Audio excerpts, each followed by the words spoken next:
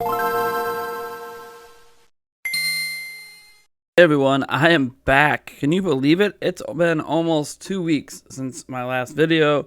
Obviously, we're approaching 3 weeks removed from the heart attack. I promise, kind of moving forward here, that I'm not going to bring up my health issues very often. But I felt it was appropriate to at least mention where I've been and what I've been dealing with since, hey, I mean, that's why I haven't been around. I mean, let's just be honest here. So, that being said, let's return to talk about The Witcher 3 on Switch. Now, I have not got a chance to go hands-on with The Witcher 3 on Switch, but Digital Foundry did. And I know some people might not like Digital Foundry much. I think what they don't like is how people react to Digital Foundry, more so than what Digital Foundry themselves say.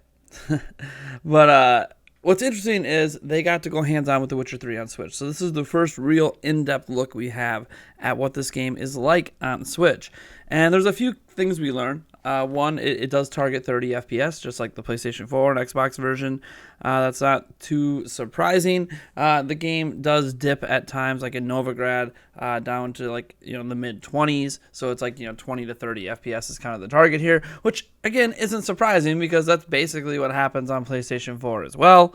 So I mean, it's pretty much par for the course with other versions of the game, in terms of performance anyways. Now, resolution is obviously going to be a point of debate. It always is a point of debate with these massive third-party games coming over to Switch, these AAA games, because obviously resolution is going to take a big hit.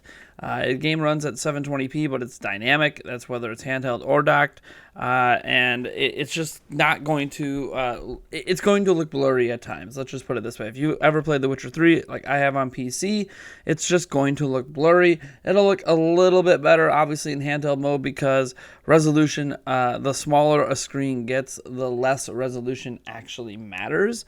So yes, all you guys out there with your 4K phones, it doesn't really matter. Most people aren't going to be able to tell the difference between that and a 1080p screen. So that's just how it goes. But that being said, they came away pretty impressed. One, because obviously this is a game, one of the defining games of this current generation, running on a platform that consumes, significantly less power than the other ones. We're not even talking about the overall power of the system. Just like the power consumption of a PlayStation 4 or a PlayStation 4 Pro is, basically 10 times that of a Switch in terms of how much power it draws from the wall. And yet here this thing is running on a battery on a small screen. It's pretty impressive just thinking in terms of that, because again, this is one of the games of this generation. This might be, for some people, the greatest game ever made. CD Projekt Red tends to do excellent work on the Witcher series, and now they have obviously Cyberpunk 2077 coming, and there's been a lot of news about that going on because Gamescom's happening right now. Don't know if you guys know about that, but anyways. So The Witcher 3 is kind of doing its thing on Switch. Now, there are some things that have been drastically cut back in some ways. The audio has been compressed, as has, obviously, the textures. Now, the textures, it's pretty hard to notice the compression at times because the game is just running at lower resolutions, and because it's running at lower resolutions, you don't really know, how much of the texture quality is from the drop in resolution versus the compression. And the audio is interesting because they said while the audio is compressed, it wasn't compressed to a point where they could actually tell that it was compressed.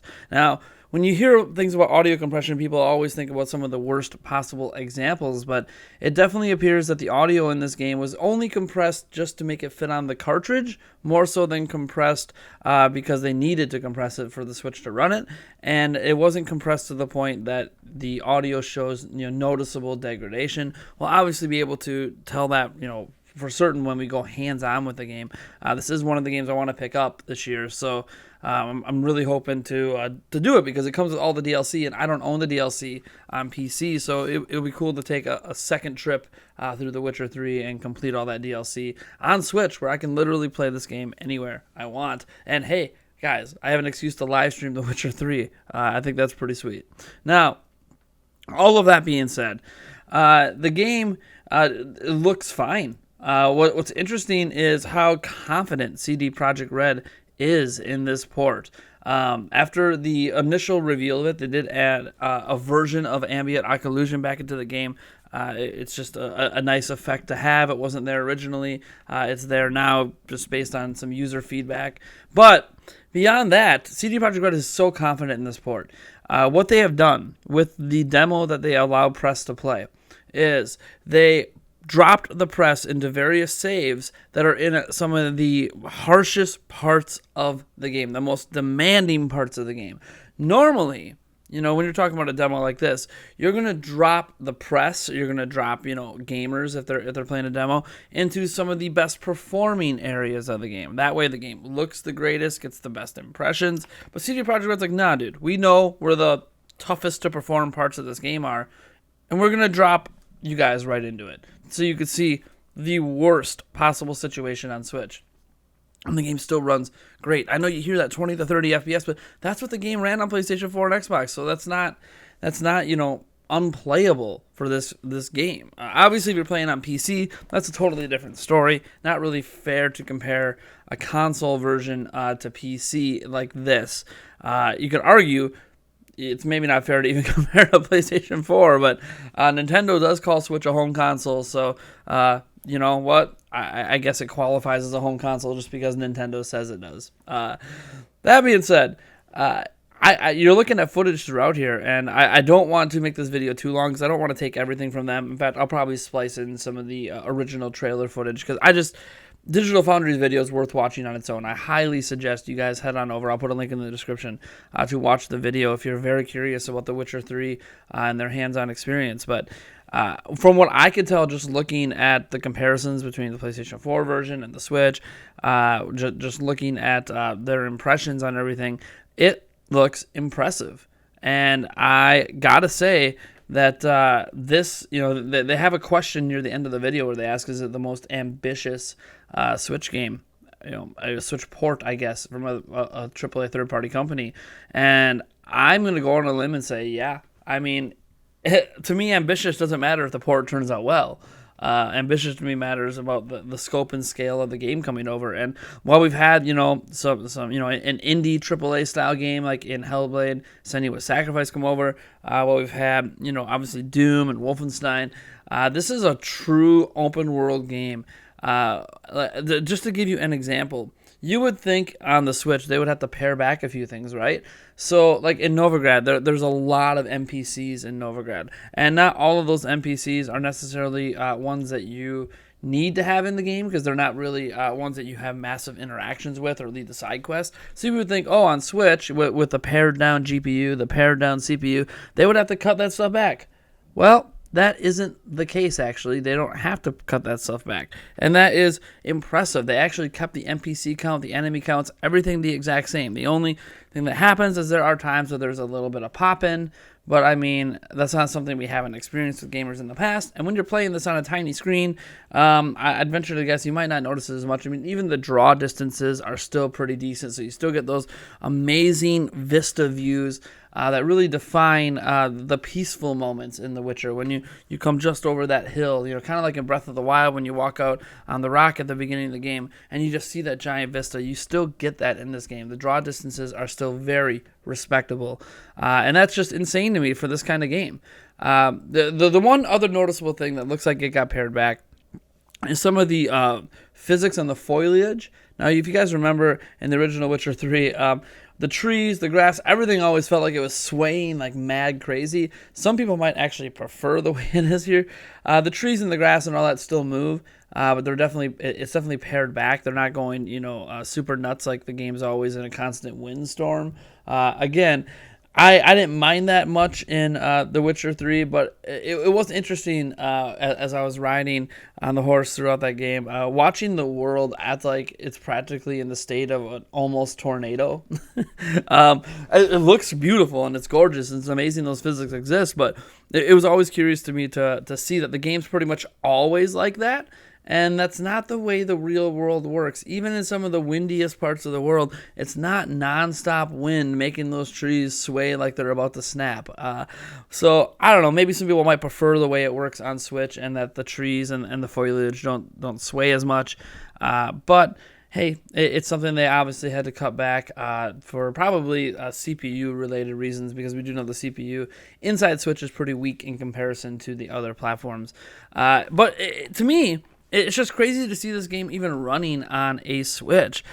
This is a game that was deemed one of those impossible ports to Switch. And from the looks of what I'm seeing from Digital Foundry here, I am coming away pretty impressed by what they are doing. And it just kind of further solidifies that notion that pretty much anything can be put on Switch if people are willing to make the sacrifices necessary to put it there. There's no reason that a Cyberpunk 2077 can't also be on Switch. There's no reason that we can't expect Grand Theft Auto 5. I mean, really, we should expect that one because it was on hardware worse than Switch. So crazy we haven't gotten that game yet. There's no reason to not expect a Red Dead Redemption 2 or something being possible on Switch. Now, I'm not saying that those companies are going to bring the games over, but I'm just pointing out that if The Witcher 3 can perform like this, can be still a highly enjoyable, playable experience on Switch without having to cut back the core parts of the game. And what are the core parts of The Witcher 3, right? Yeah, it's the combat, the enemies, the world building, the NPCs. All of that is still there. The stuff that is pared back is just stuff that's pared back from a technical perspective to make sense on the Switch platform, and to still have it be this great, if I'm being honest, is pretty amazing. Because believe it or not, resolution, I know that's going to be probably the biggest knock people have on this game, is resolution. Resolution does not make a game great. This game could be running at 4K or it could be running at 480p. It doesn't matter. The Witcher 3 would be a great game regardless. Why? Because The Witcher 3 is just a great game. That's not what makes, resolution does not make a game great. That doesn't mean that, if you have multiple platforms, PlayStation 4, Xbox One, PC, that you shouldn't get, Witcher on that platform. In fact, it's probably be a little bit cheaper to get that with the DLC, get its definitive edition. But, if you want something to take with you on the go that you can plop on your TV and whatever, I mean, the Switch version is the way to go, in my opinion. So hopefully I'll be picking this up later this year. We can check it out ourselves, do some streams of it, have a lot of fun with it, because The Witcher 3 is a fantastic game, and I can't wait to hopefully see more games like this coming to Switch. I honestly think that The Witcher 3 is kind of the proving ground, even more so than Doom and Wolfenstein, that you can put anything on Switch. It's just a matter of, are you willing to make the sacrifices, and can you keep your game, the core mechanics, the core things that make your game great, intact? And they seem to have done that. CD Projekt Red seems to have done that. Now, granted, I know they didn't do all the porting. It was actually Saber Interactive that did it. CD Projekt Red was just kind of overseeing it all and letting them know, hey, we need to make sure this stays intact, that stays intact. I'm just glad the CD Projekt Red is just so confident, right? Dropping people into the most difficult to run parts of this game is insane to me. I've never seen someone be this confident in what clearly is going to be the worst looking parts of the game. And they're like, look, we're going to show you it anyways. We're going to be open and transparent. That's how much we believe in this Switch version. So credit to CD Projekt Red, credit to Saber Interactive for the porting job. Again, more and more companies are proving they can do quality ports to Switch. It's not just Panic Button out there. You can add Saber Interactive now into that mix. So, awesome stuff. I want to thank you guys for tuning in. I am Nathaniel Rovajans from Nintendo Prime. If you enjoyed this video, be sure to drop a like, subscribe for more. We'll have more videos coming, hopefully every day. We'll see here in my comeback, because, yes, I'll be on camera too in the future as well. I had a lot of visual elements to show here, so I figured, you know what? Screw it. Voiceover gameplay, because the gameplay is what we're talking about. All right, folks. I'll catch you in the next video.